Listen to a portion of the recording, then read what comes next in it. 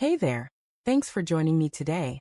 I've got a tale to share that's been lingering in my thoughts for quite some time.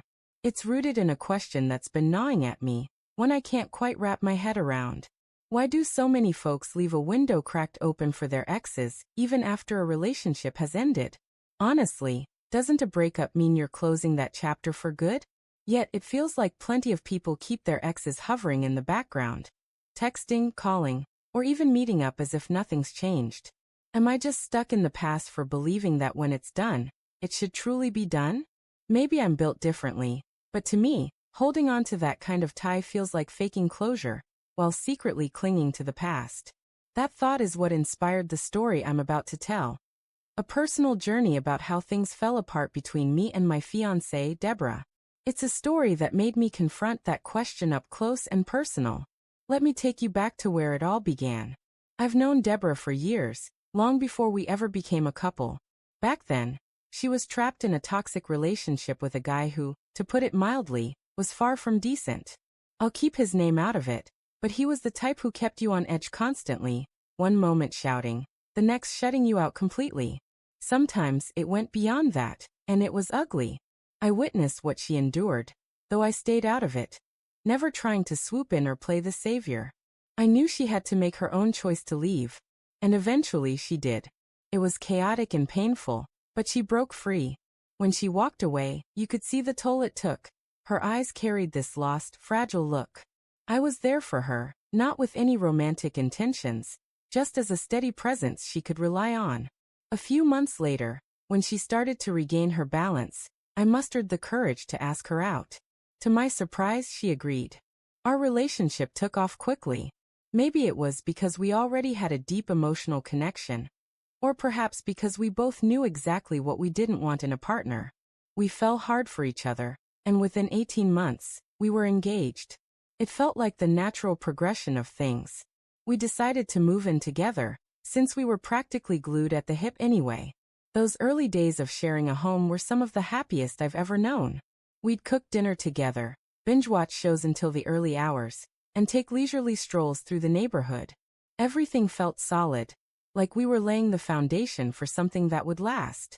But as you might have guessed, the perfection didn't hold. It all started to shift one ordinary evening. I couldn't find my phone, checked the kitchen counter, dug through the couch cushions, looked behind the pillows, all the usual places. No luck. So, I picked up Deborah's phone to call mine and track it down. It was a harmless move, or so I thought. But when I opened her call log to dial, something caught my eye. Her ex's name was right there in the recent calls, from just a couple of days ago. It hit me like a kick to the stomach. This wasn't just an old contact lingering in her phone. They'd been in touch.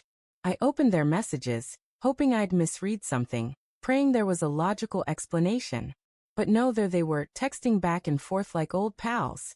It didn't add up, not after everything she'd shared about him. Not after the pain he'd caused her. I walked into the bedroom where she was resting and asked her point blank, "Why are you still in contact with him?" She looked startled, clearly caught off guard, but she didn't try to deny it. She called it harmless, just casual conversation. He'd reached out to check in, she said. I laid out my feelings clearly. It made me uneasy, and it felt like a betrayal of trust. She told me he was history, that what he'd put her through was unforgivable. She met my gaze and said, "If it'll ease your mind, I'll stop talking to him. I don't want this to drive a wedge between us." That gave me a sliver of comfort. I thought maybe I was overreacting, that it was just a momentary lapse. Things could go back to normal now. But they didn't. Over the next few weeks, I started noticing subtle shifts. Deborah, who used to be carefree about her phone, suddenly guarded it like a treasure. She never let it out of her sight. Not when she went to the bathroom, not when she was folding laundry. It was always tucked in her pocket or clutched in her hand. If she left the room, the phone went with her. At first, I tried to dismiss it. Everyone's attached to their phones these days, right? But something felt off. The vibe between us had changed. I didn't want to turn into someone paranoid or distrustful, but the signs were hard to ignore. So one day, I did something out of character. I swung by the house during my lunch break, unannounced, to grab a hard drive I'd forgotten. That morning, I'd left earlier than usual to tackle some work tasks, and I needed the drive for a meeting later. Normally, I'd give Deborah a heads up if I was stopping by during the day, just out of courtesy. But that day, I didn't bother. I figured I'd be in and out. I grabbed the drive and was halfway out the door when I decided to grab a coffee. There's a cozy little cafe a few blocks from our place, one I frequented. I drove over, parked, walked in, gave a nod to the barista, and ordered my usual. Coffee in hand, I turned to leave. And that's when I saw them. Deborah was sitting in a corner booth with her ex.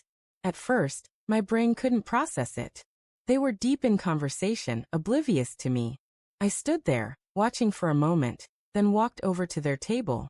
I looked straight at her and said, "Don't come back home."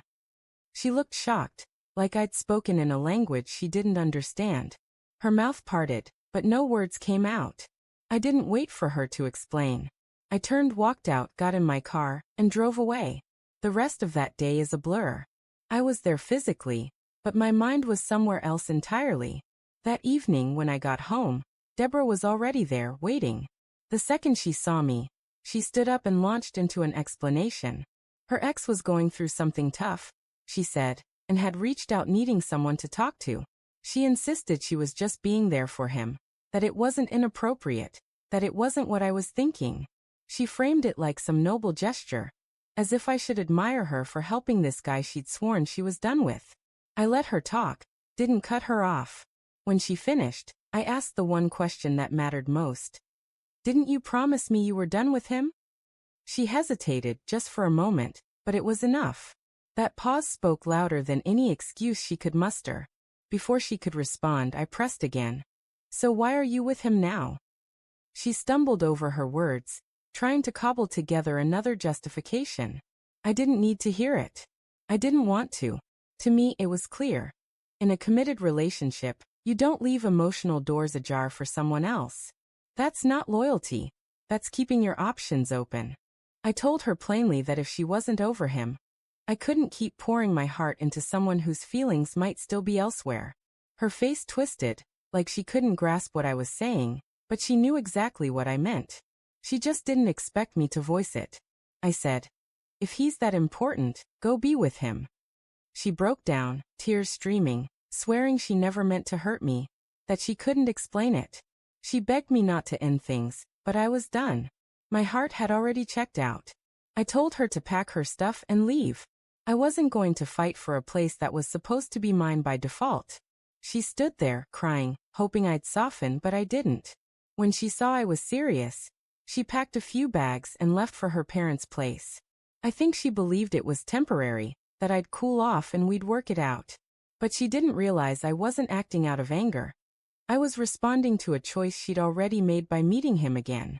I waited a couple of days, expecting her to come back for the rest of her things, to at least handle it maturely despite everything. But nothing happened. So I decided to end it on my terms. I called her and told her to come by. She probably thought this was me coming around, ready to talk it through. But when she arrived and saw her belongings packed and waiting by the door, the truth sank in. This was the end. She called me later, but I didn't pick up. There was nothing left to say. Then the messages started pouring in, first heartbroken, then furious. She tried to hit me where it hurt, calling me insecure, controlling, even saying I couldn't handle a strong woman. And then, the final blow. She claimed her ex was better than me. I read it all but didn't take the bait. I responded once. "Go be with him." And that was it. No more calls, no more fights, just quiet. In the aftermath, I had a lot of time to sit with my thoughts and reflect, not just on Deborah but on the whole ordeal. Honestly, I felt two things at once: grief and release. Grief because I genuinely wanted it to work. I was all in, picturing a future together. But also release, because I finally saw things for what they were, not what I hoped they'd be. Looking back, I walked away with a few hard-earned lessons that I think anyone in a relationship should hold on to. First, trust is the foundation. Once it's cracked, you can try to patch it, but it's like gluing a broken mirror. You'll still see the fractures and they'll keep cutting you. Second, set your boundaries from the start. If something feels wrong, speak up. Don't wait, hoping love will sort it out. I should have drawn a line the moment I saw those texts. Instead, I gave her room, thinking she'd choose me on her own. That was my mistake. Third, actions always outweigh words. Anyone can make promises. What matters is what they do. She said she'd cut him off, but she didn't. That told me everything. Fourth, emotional independence is crucial. You can't build a future with someone still tied to their past, like trying to sprint with someone holding your leg. You'll never get far. And finally, sometimes walking away is all you've got left. It stings, no doubt, but staying in something fractured, hoping it'll mend itself, hurts worse. I didn't want to let go, but I wasn't going to lose myself clinging to someone who wasn't holding on to me the same way. So that's my story. If you were in my position, what would you have done? Was I right to stand my ground? Or should I have given her another shot? I'd love to hear your take, because at the end of the day, relationships come down to choices. You choose to build trust. You choose to protect it. And when someone chooses to break it, sometimes the only choice left is to walk away.